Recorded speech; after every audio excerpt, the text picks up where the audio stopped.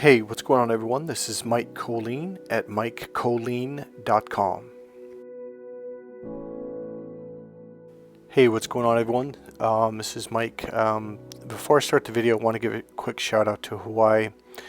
Very, very sorry about what's going on out there. I've been watching videos on that and very much makes me sad.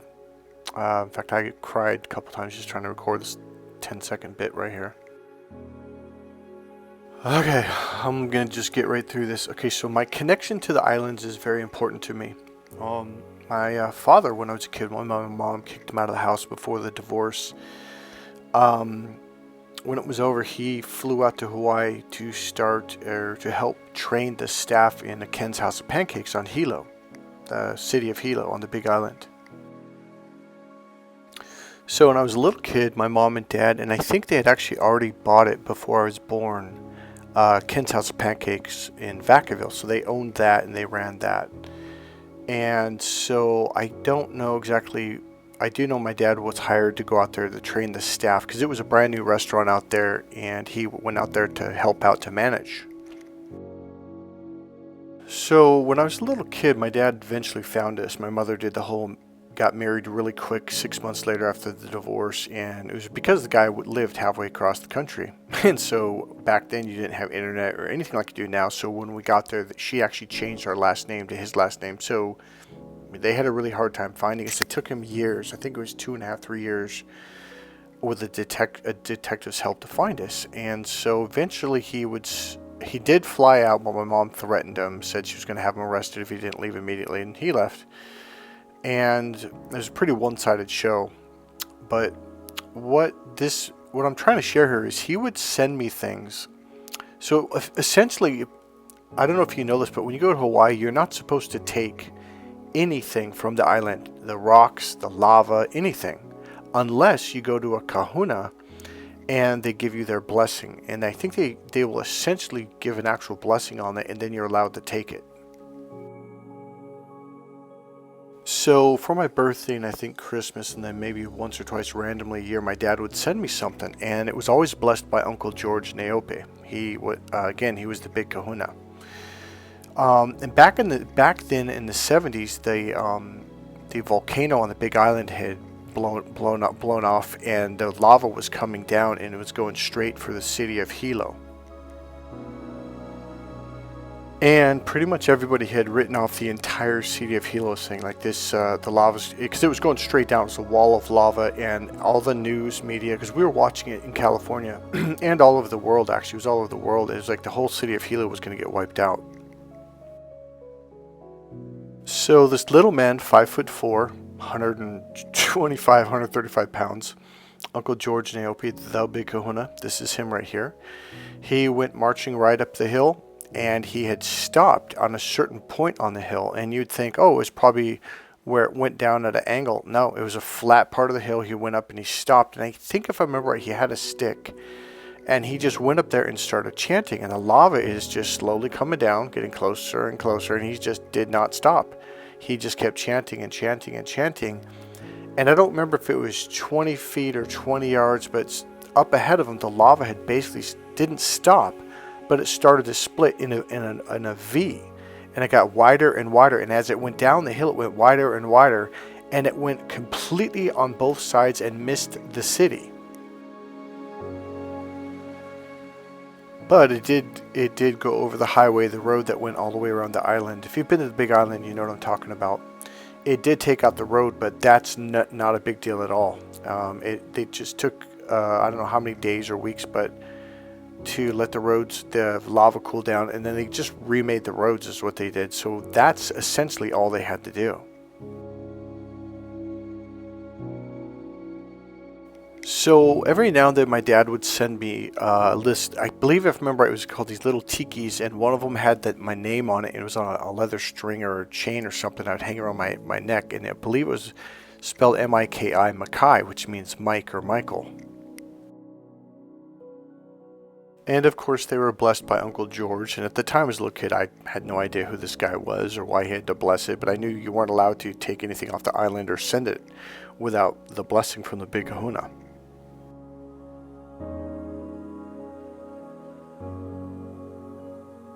Now, I know I've said this story in one of my past videos, so I'll make it quick. So essentially, many years later, I heard my dad moved back to California, and we had moved back from Wisconsin, and we'd been here a couple of years. When I heard that he was back in California, I literally, it's going to sound bizarre, I was very emotional, and I got in my car, I got on Highway 80, and I started heading inwards towards the Bay Area from Napa.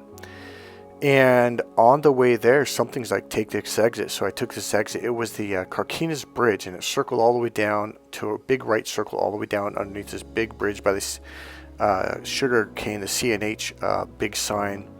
And down there was this boating area, and it was where they would launch these boats to go fishing for sturgeon. And my dad loved to do that.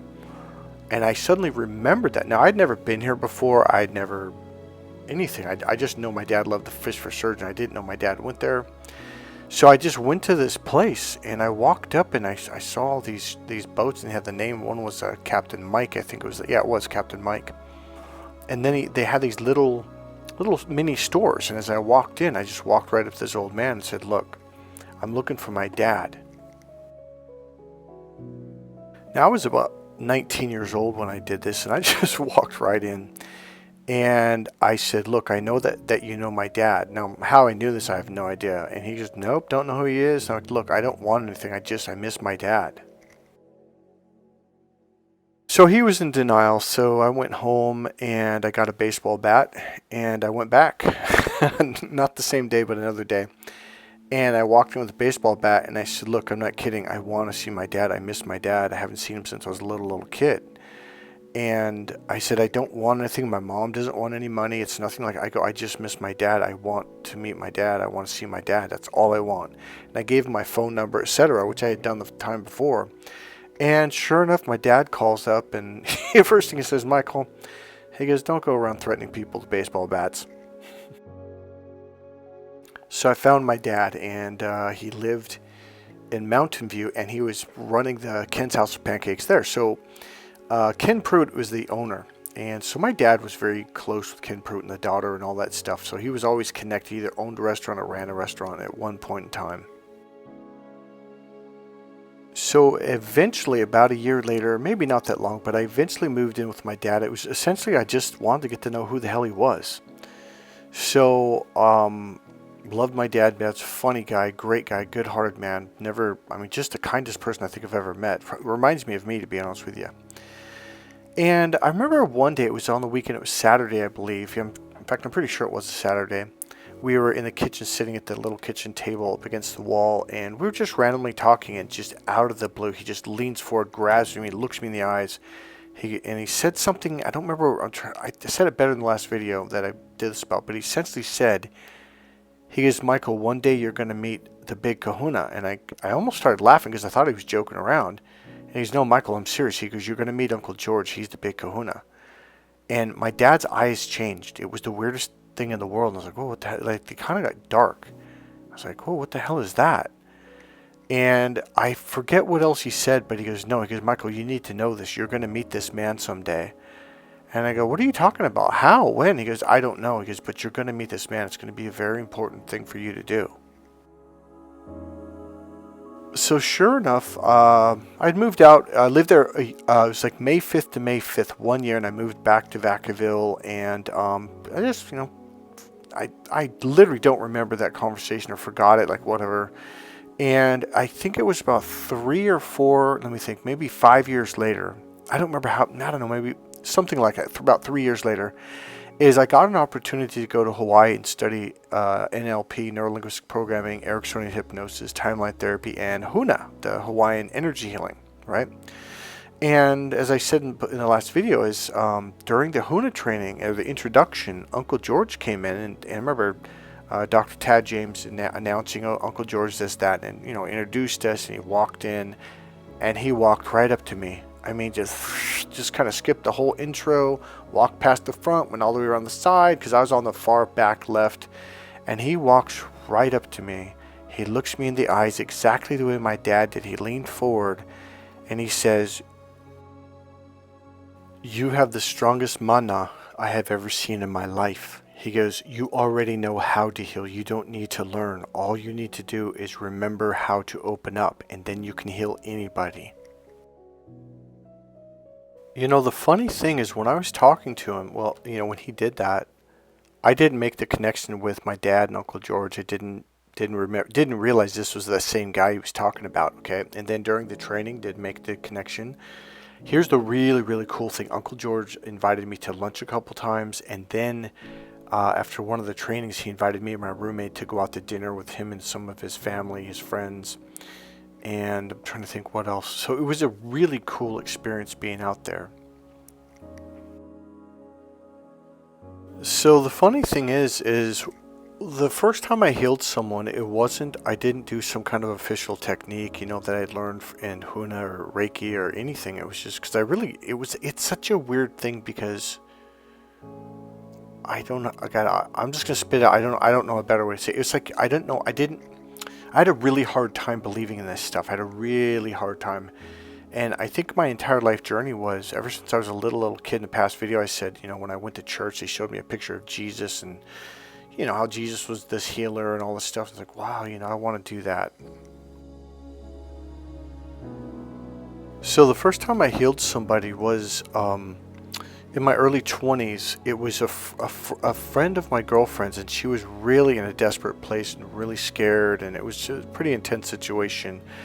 And I remember in that moment, I just opened wide open, not understanding what I was doing, not realizing. God, I'm not even going to try to explain it. I just opened wide open, and I wasn't thinking of Huna or Reiki or nothing like that. Because I think I practiced techniques a little bit at home, but I had a hard time, is this real? And I just remember I opened up and I healed this girl, and it took her a little while to heal, but she healed completely. So essentially, that's how it's like one thing Uncle George said to me is like, look, you have been, Berkeley Psychic Institute said a little bit more specifically, but Uncle George said essentially the same exact thing. It's like, look, you have been, how did he say it? Like you've been on this planet many, many, many lifetimes. He goes, you're one of the first, I don't know what the word he was, but spirits that ever came to the planet, and you came here as a healer, and all you've ever done is heal people. So on this trip, this training was a 5-week training, very intensive. It was like 9-10 hours of training every day. It was pretty intense. And so we got like a 2-day break. And so what me and my roommate did is we went to the other side of the island. And when we got to Hilo, I was like, oh, wait a minute. Let's go to Ken's House Pancakes. He goes, why? I go, my dad opened that restaurant. I don't know if he was there at the very opening, but he probably was. But he trained everyone there, and he was manager for many, many years. I think it was 8 years or 10 years. So he was there for like a long time. So again, my dad, that was back in the 70s till about, I think 80 something when he came home. So I was there, and this was around 93, I believe, 92, 93. Something like that. And so we were eating, and my roommate goes, why don't you say something to them? I'm like, nah, I mean, they're not going to know my dad. My dad's been gone for, over 10 years for sure. And so he goes, well, just say something. I'm like, okay. So the big Hawaiian dude comes up. He goes, do you need anything else? And I'm like, no, but I told him, I said, by chance, do you know the guy who used to manage this restaurant when it first opened up? His name's Gary Colleen. And he looks at me and goes, yeah, why? I go, that's my dad. He goes, really? So he called over this big Hawaiian lady and some other, hey, come here, this is Gary's son. So it was kind of a really cool thing. So, they were hugging me, and they were laughing, and they were telling me all about my dad, and it was kind of a really cool experience. And they were asking me, like, where's your dad? I'm like, oh, he's running Ken's House Pancake in Mountain View, California now, and et cetera, et cetera. So it was just a really kind of a big thing, because I didn't even think they'd know my dad or remember him, but they did, and that was just it. Really, I don't know even why I'm sharing this with you, but it really, really made me feel really good. I have to tell you something. I think I know why it made me feel good. When I walked into the restaurant, everything was the same, just like our restaurant in Vacaville when I was a little kid. It was like everything, the floor, the benches, the pancakes. It was the same color, the same flavor, the same smell. When you walked into the restaurant, it was the same smell.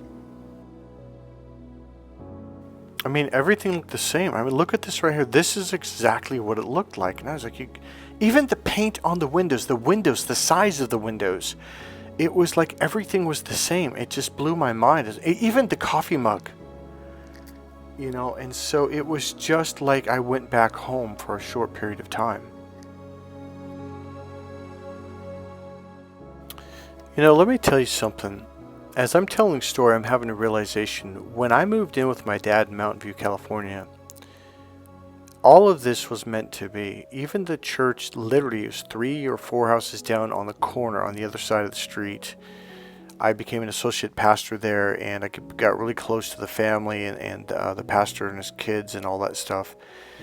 And the stuff that I learned, the experience that I had, is like everything that I went through led me up to what I'm doing now, even the narcissist abuse stuff.